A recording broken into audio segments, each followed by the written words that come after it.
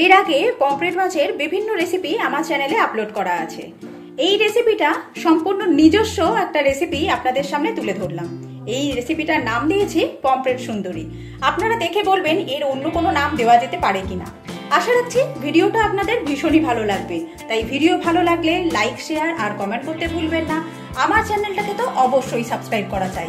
আসুন দেরি না করে চটপট দেখে নিই আমার আজকের এই পমফ্রেট সুন্দরী রেসিপি।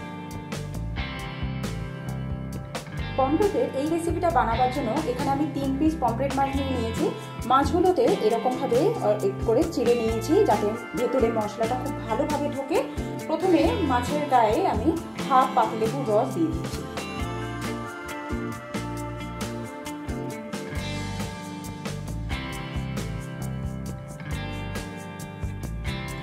এবার পরিমাণ মতো নুন অ্যাড করে দেব, দিয়ে দেব হলুদ, সামান্য পরিমাণ লঙ্কা গুঁড়ো অ্যাড করে দিচ্ছি। এবার দিচ্ছি সামান্য পরিমাণ গরম মশলা। মাছের গায়ে মশলাটা খুব ভালোভাবে মাখিয়ে দেব।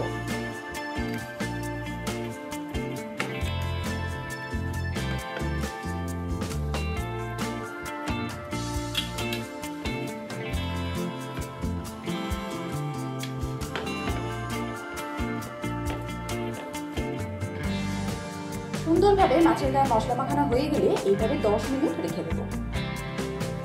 এবার এখানে একটা ছোট বাটি নিয়ে নিয়েছি, বাটির মধ্যে আমি গরম জল দিয়ে দেব।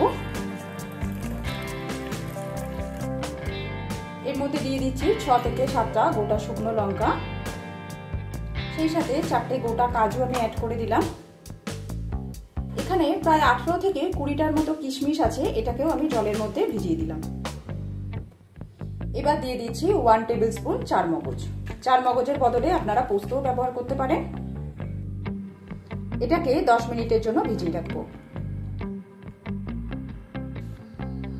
10 মিনিট হয়ে গেছে, এবার এগুলো একটা মিক্সিং জারের মধ্যে দিয়ে দিচ্ছি।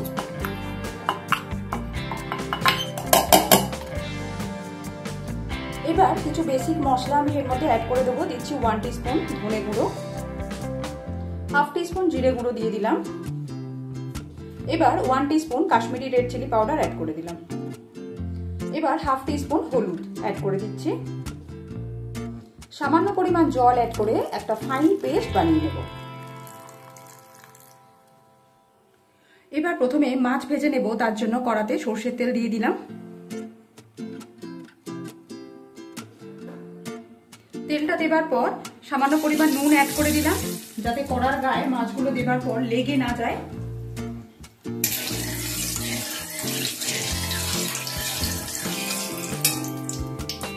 ভালো মতো তেলটা গরম হয়ে গেছে। এবার এর মধ্যে একটা একটা করে আমি মাছগুলোকে ভেজে নেব।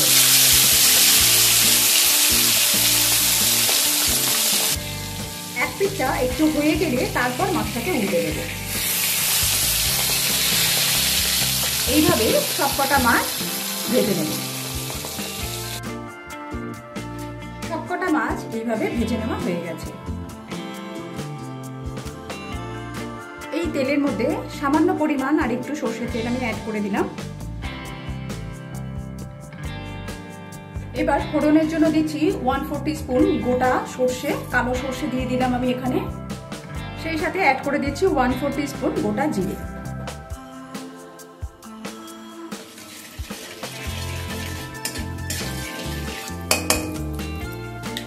ফোড়নটা হয়ে গেলে এর মধ্যে আমি ফাইন চপ করে কেটে রাখা পেঁয়াজ অ্যাড করে দেবো।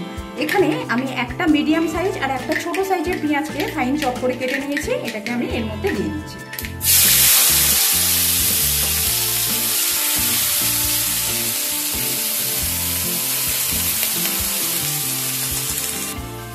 পেঁয়াজটা দেবার পর এর মধ্যে একটা কারি পাতা স্ট্রিপ আমি পুরো অ্যাড করে দিলাম। এবার পেঁয়াজটাকে একটু লালচে করে ভেজে নেব।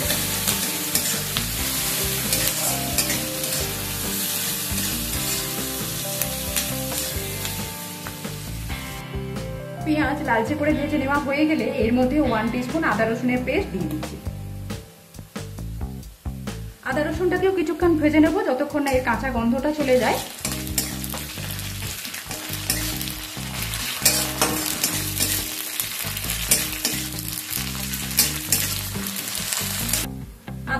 ভেজে নেওয়া হয়ে গেলে একটা মিডিয়াম সাইজে ছোট করে টুকরো করে কেটে রাখা টমেটো অ্যাড করে দিচ্ছি।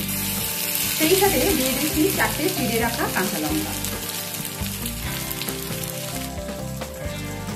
এবার আমি যে পেস্ট করে রেখেছিলাম যে মশলাটা, সেই মশলার পেস্টটাও এর মধ্যে একসাথে দিয়ে দেবো।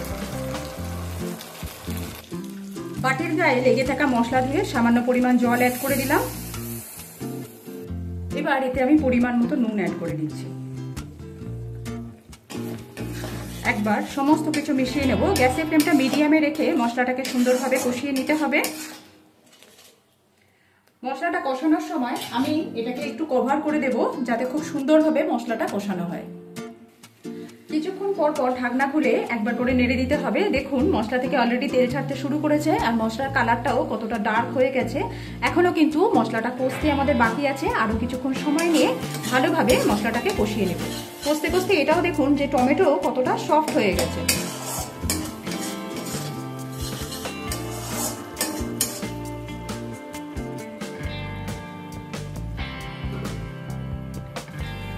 খুব সুন্দরভাবে মশলাটা কষানো হয়ে গেছে। এখানে আমি 2 টেবিল স্পুন টক দই নিয়েছি। টক দইটাকে খুব ভালোভাবে ফেটিয়ে নিয়েছি। এইবার এই টক দইটাকে আমি দিয়ে দেব।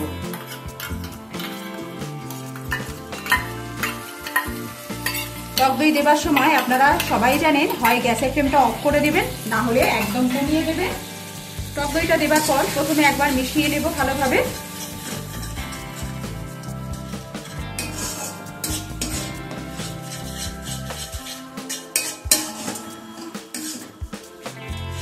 এবার এটাকে অল্প কিছুক্ষণ সময় নিয়ে আবারও খুব ভালোভাবে কষিয়ে নিতে হবে। খুব সুন্দরভাবে মশলা কষানো হয়ে গেলে এর মধ্যে আমি জল অ্যাড করে দেবো।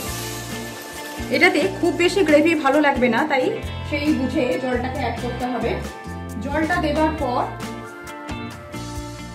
সামান্য পরিমাণ নুন অ্যাড করে দেব। প্রথমে নুন দেওয়া ছিল, সেই বুঝে নুনটা অ্যাড করতে হবে। দিয়ে দিচ্ছি হাফ টিস্পুন গরম মশলা। এবার সমস্ত কিছু ভালোভাবে মিশিয়ে নেব।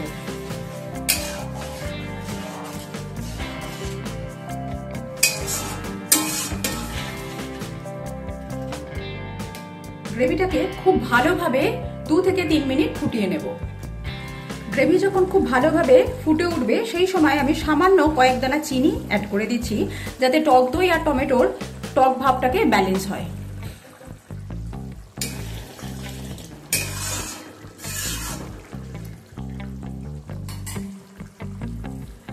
2 থেকে 3 মিনিট সময় নিয়ে ভালোভাবে গ্রেভিটা ফুটিয়ে নেবার পর এবার এর মধ্যে আমি ভেজে রাখা মাছ অ্যাড করে দেব।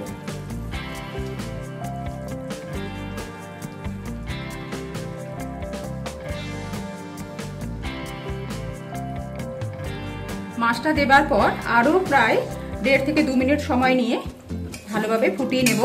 এই মাছটা দেবার পর যেহেতু একটু নরম প্রকৃতির মাছ, খুব বেশিক্ষণ কিন্তু ফোটাবো না। 2 মিনিট হয়ে গেছে। আমার আজকের রেসিপি একদম রেডি গরম গরম ভাতের সাথে খাওয়ার জন্য। এবার আমি গ্যাসের ফ্লেমটাকে অফ করে দিলাম।